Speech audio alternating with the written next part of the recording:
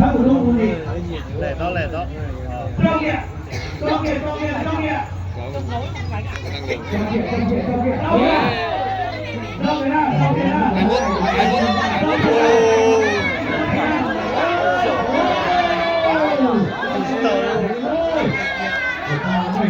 Mày đâu? Cái này có phần chống luôn. Trời ơi.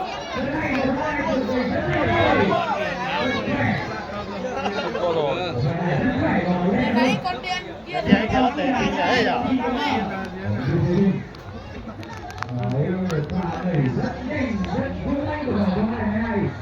Rất này là bỏ số 21 cũng đã lựa thế và phòng thân và bây giờ đã ghi chừng nhau để phân mở đối phương và nó gặp là một cái đánh cú đầu của bỏ số 22 và bóng đen dùng quyền đánh vừa rồi đã bị bỏ số 21 với từ phi như phá hơn quyền đánh vừa rồi và bây giờ là ghi chừng để tham gia đối phương sau một Quá nhẹ đâu sư đâu mà.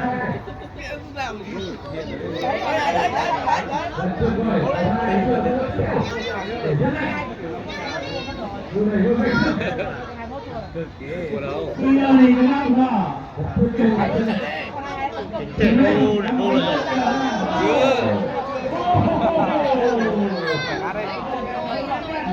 cái gì đấy. Trong rừng vào cổ của như có 21 cá thì cá hay không và với 21 cá như thế để chống lại là những đánh tiếp tục vào số 22 đó là vào số 21 chúng ta đánh cử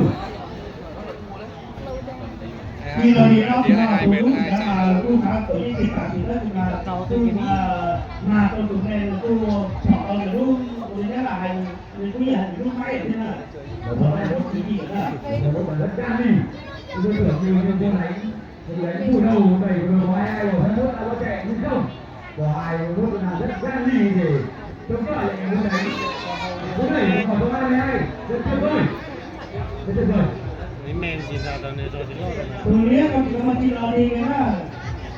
Trong thủ chỉ có cái mà thì đi nó từ đó là cái qua thì tôi cảm giác lo chứ à. Hai mà thua buồn cười.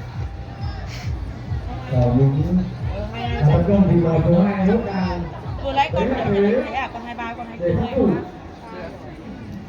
Và lúc mà thắng thủ và chống chọi lại cái sự đánh nhất của số 22 và số 2 đó là kinh doanh về sức khỏe Bóng rồi. thứ hai 21 lì quá đấy. thứ hai Tụi men nó cu lì cháu. căng thừng vào cổ đối phương thì là vì nó của nó đâu bao lúc thằng cái nó cũng đó thằng tới thì nó thằng cái thủ bỏ của nó đó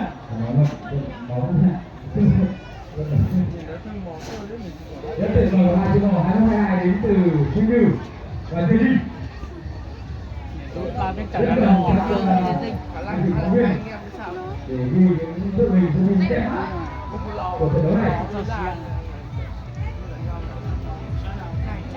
Bây giờ là tiếp tục thăm dò nhau. Mình vào số 22 đang trường chủ động tấn công và đẩy vào số 21. Mình vô lại 21 rất là an ninh, rất an ninh. Rất hay, đẩy liên tục. Ôi trời!